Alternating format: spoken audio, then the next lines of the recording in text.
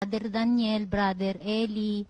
Nagpapasalamat po ako at isa po ako sa napili na magtatanong ngayong gabi.